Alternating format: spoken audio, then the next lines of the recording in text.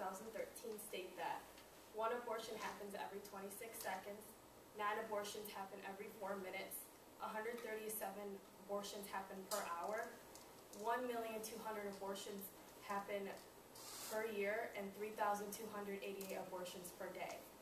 And 1 woman dies every 7 minutes because of unsafe abortions across the United States. The total number of abortions since 1973 is over 48 million.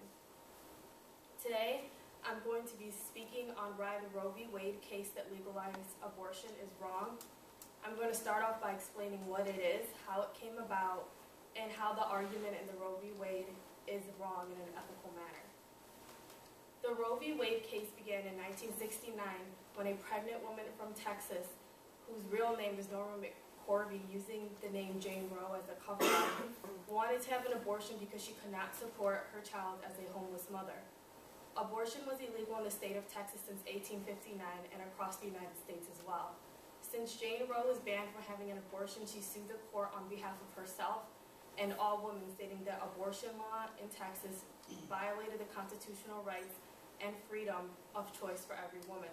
As a result, Roe's argument was used to create a pro-choice argument in the Texas Supreme Court. In 1971, the case was taken to court. Sarah Weddington and Linda Coffey were the opposed defendants, and Henry B. Wade was the defendant lawyer. In 1973, the case was ruled and gave all women the right to have legal abortions in the United States. This case states acceptable regulations within the stages of pregnancy. Roe v. Wade states that during the first trimester of pregnancy, the state may not regulate abortions for any reason. During the second trimester, the case states abortion should only be provided to protect the woman's health, and during the third trimester, the state has the right to allow or prohibit an abortion. Roe v. Wade argues that the fetus is not a life.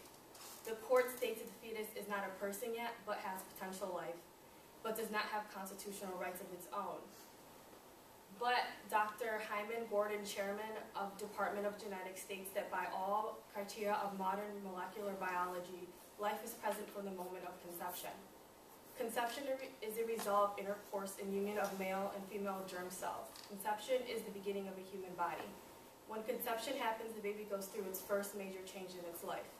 This leads a lot of people to the question, do we really have the right to terminate and expel the fetus from the womb? No, because an abortion is an action of killing an innocent human being, and doesn't everybody have the right to life?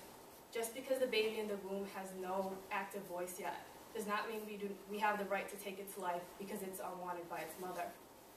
It is not ethical to kill any sort of human being. There are several other ways a mother can deal with an unwanted baby after it is born, and adoption is a big one. That is why we should be pro-life. According to prolifephysicians.org, at the average time when a woman finds out she is pregnant, which is in the 5th or 6th week after conception, a preborn human living inside the mother is already metabolizing nutrients, expelling wastes, moving in the womb, sucking their thumb, and growing per day. And as early as 21 days after conception, the baby has its own heartbeat and its own blood type. The Roe v. Wade case gives all the women the right to choose to have an abortion within the first and second trimester, stating that the fetus is clearly not even a life yet until the end of the third trimester. That is when a doctor can choose to deny the request of an abortion. But by the second trimester, which is 12 to 24 weeks of pregnancy, the baby in the womb has already developed visible body features in the womb. So I have a visual here on what the fetus actually looks like from 12 to 24 weeks. So obviously it has visible body parts, and then my next one is what it looks like inside the mother and within months.